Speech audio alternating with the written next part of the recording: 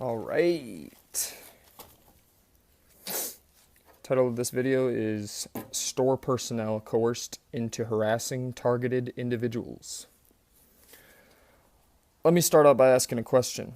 How can perps or perpetrators gain the obedience and submit to store personnel to be completely rude to targeted individuals? How can that be? Now, perps do in fact recruit store personnel to be rude to targeted individuals. This happens at lots of other places too, not just stores. A place the target works, where they live, where they work out, or on public transit.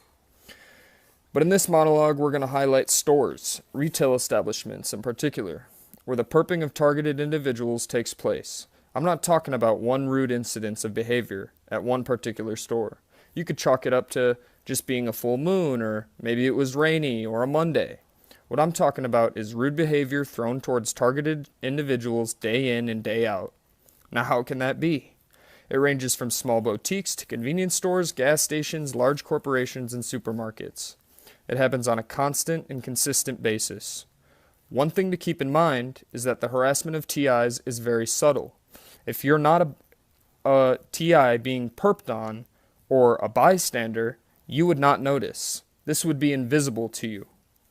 Please keep this in mind during the next section. Perps follow targeted individuals around TIs 24/7, and if they know a TI is headed to the gym, store, or other business, many times, often than not, the perps are there in advance, waiting to harass the TI. If the TI arrives by vehicle, they step out in front of the target as they are trying to park or enter the store. The TI will say, "Excuse me," and smile, but the perp will coldly ignore them. And if the TI reaches or grabs for an item, somebody moves their shopping cart to intentionally cut them off. Once again, when the target says, "Excuse me," and smiles, the perp ignores them. Perps usually do not want to make eye contact. They keep a poker face because they are on a mission. Perps don't want to be invited into conversations. That's why they ignore them. It's a complete mind game to keep the target in a constant negative environment.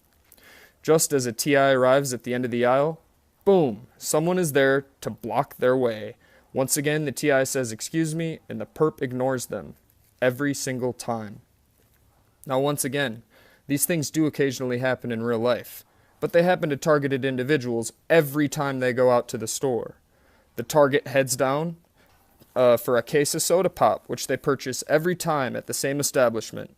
But bam, somebody blocks their path just as they reach for the soda. It happens every time the person goes to the store. It doesn't only happen once. The target is being sensitized. This is a complete PSYOP, spelled PSYOP, or short for psychological operation, psychiatric operation.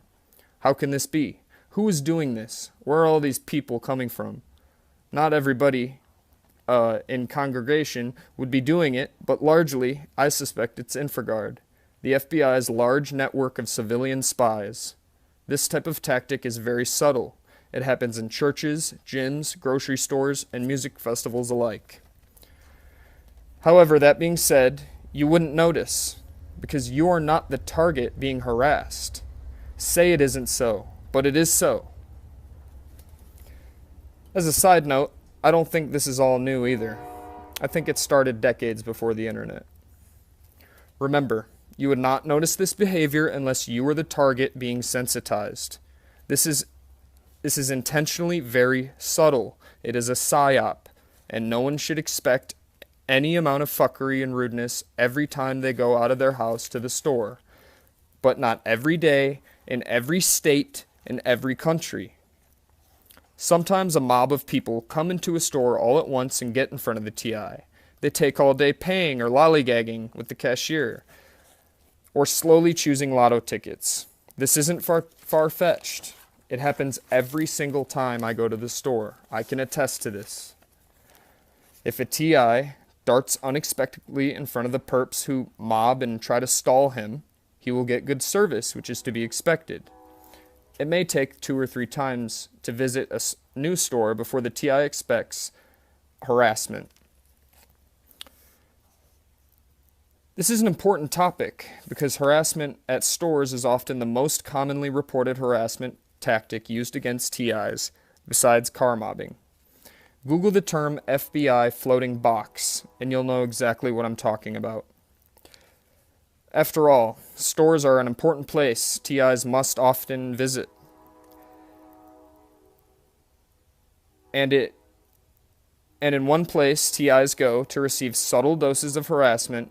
Not all TIs, though, because the harassment protocol is different for everybody. But in my case, I get mobbed and harassed and followed into every store or business I enter.